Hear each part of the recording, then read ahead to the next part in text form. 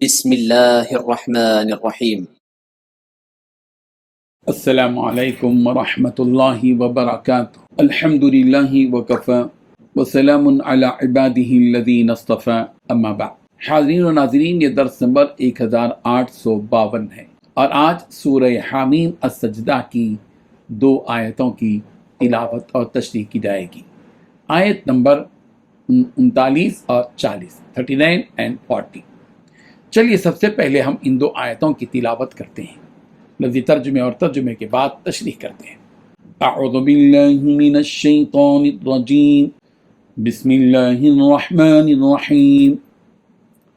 ومن آیاته أنك ترى الأرض خاشعة فإذا أنزلنا عليها الماء اهتزت وربت إن الذي أحياها لمحيي الموتى إنه على كل شيء قدير إن الذين يلحدون في آياتنا لا يخفون علينا أفمن يلقى في النار خير أم من يأتي آمنا يوم القيامة اعملوا ما شئتم إنه بما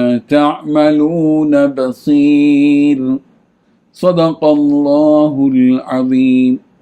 لفظی ترجمہ یوں ہیں، وہ من آیاتہ، اور اس کی نشانیوں میں سے ہیں، انک ترا، کہ بے شک آپ دیکھتے ہیں، الارض، زمین کو، خاشعۃً، دبی ہوئی، فَإِذَا، پھر جب، انزلنا، ہم نے نازل کیا، علیہا، اس پر، الماء، پانی، اہتزت، وہ لہلہانے لگی، وربت، اور ابھر گئی، ان الذی، بے شک وہ جس نے، احیاہا، اس کو زندہ کیا، لمحیی الموتى، البتہ زندہ کرنے والا ہے مردوں کو، انہ، بے شک وہ، علی کل شیء، ہر چیز پر، قدیر، خوب قادر ہے۔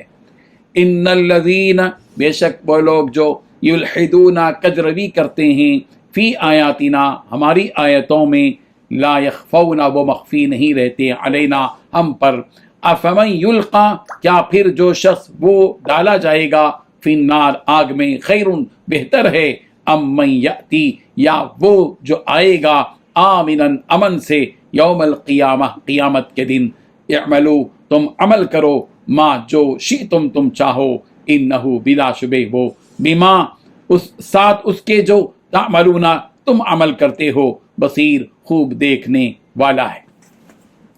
ترجمہ یوں ہے، اور اس کی نشانیوں میں سے یہ بھی ہے کہ تم زمین کو دیکھتے ہو کہ وہ مرجھائی پڑی ہے، پھر جو ہی ہم نے اس پر پانی اتارا، وہ حرکت میں آ گئی اور اس میں بڑھوتری پیدا ہو گئی۔ حقیقت یہ ہے کہ جس نے اس زمین کو زندہ کیا، وہی مردوں کو بھی زندہ کرنے والا ہے، یقیناً وہ ہر چیز پر قادر ہے۔ جو لوگ ہماری آیتوں کے بارے میں ٹیڑھا راستہ اختیار کرتے ہیں، وہ ہم سے چھپ نہیں سکتے۔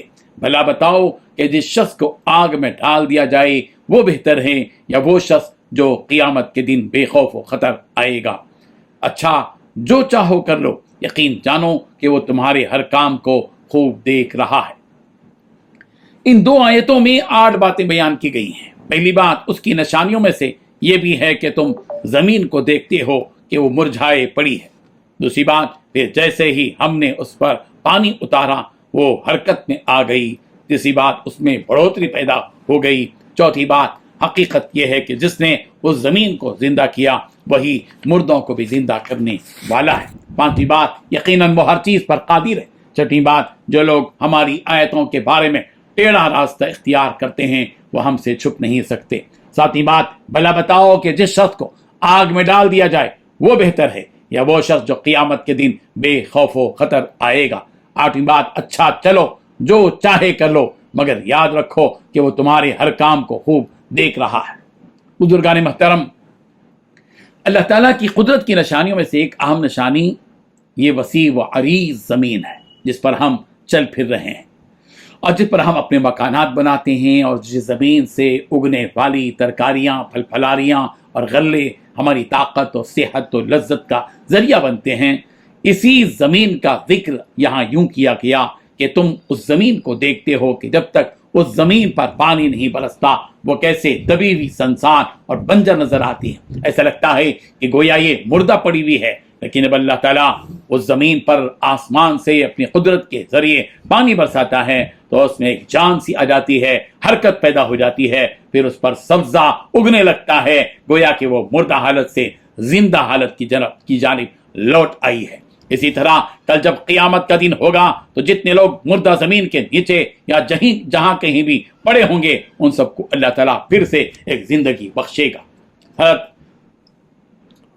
فرمایا گیا کہ جس طرح اللہ زمین کو بارش سے زندہ کرتا ہے، اسی طرح اللہ تعالیٰ مردہ انسان کو قیامت کے دن دونوں نفخوں کے درمیان پانی کے ذریعے زندہ کرے گا۔ یہی اس آیت ان الذی احیاھا لمحیی الموتیٰ کا مطلب ہے۔ اللہ تعالیٰ فرما رہے ہیں کہ اس نے یہ جو کچھ بیان کیا ہے اسے تم ناممکن نہ سمجھنا، یہ سب کچھ ہو کر رہے گا، اس سے کہ اللہ تعالیٰ ہر چیز کے کرنے پر قدرت رکھتا ہے، اسے کوئی اس طرح کرنے سے روک نہیں سکتا۔ اللہ تعالیٰ کے لیے کوئی کام مشکل نہیں ہے، وما ذالک علی اللہ بعزیز، اور وہ اللہ ہر وہ کام جس کا ارادہ کرتا ہے کر گزرتا ہے۔ فعال لما یرید۔ یہاں ان لوگوں کو ڈرایا جا رہا ہے جو اللہ تعالیٰ کی ان آیتوں میں جھگڑا کرتے ہیں اور اس میں شک و شبہ کرنے کی کوشش کرتے ہیں اور اس میں کجی نکالنے کے در پہ رہتے ہیں۔ ان سے کہا جا رہا ہے کہ اللہ تعالیٰ کو ان سب لوگوں کا حال اچھی طرح معلوم ہے۔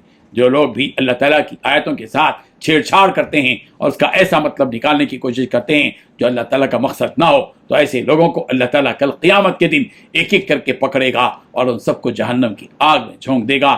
بھلا وہ شخص جس کو اللہ تعالیٰ نے عذاب دینے کے لیے جہنم میں پھینک دیا ہو، یہ بہتر ہے یا وہ جو کل قیامت کے دن اللہ تعالیٰ کے سامنے مطیع و فرما بردار ہو کر آئے گا اور یہ بھی اقرار کرتا تھا کہ اللہ تعالیٰ نے جو قیامت کے متعلق بتلایا ہے وہ سب کچھ سچ ہے، لہذا اللہ تعالیٰ اس کے اس عمل پر اسے جنت کی نعمتیں نوازے گا۔ یقیناً وہی بہتر ہوگا جو نعمتوں اور آسائشوں میں ہوگا۔ تو پھر تم لوگ عقل رکھتے ہوئے بھی اس بھلائی کو پانے کے بجائے اس عذاب کی طرف کیوں جا رہے ہو؟ ہاں، کر لو جو کچھ کرنا ہے، جو کرنا چاہتے ہو کر لو، لیکن یاد رکھو کہ تم سب کو ہمارے ہی پاس لوٹ کر آنا ہے، اور رب ذوالجلال تمہارے ان سارے کاموں کو دیکھ رہا ہے۔ جب وہ دیکھ رہا ہے تو یقیناً اللہ تبارک و تعالیٰ اس بات پر قادر ہے کہ وہ سزا دے۔ اللہ تبارک و تعالیٰ ہم سب کو ان آیات کی حقیقت کو سمجھنے کی توفیق عطا فرمائے۔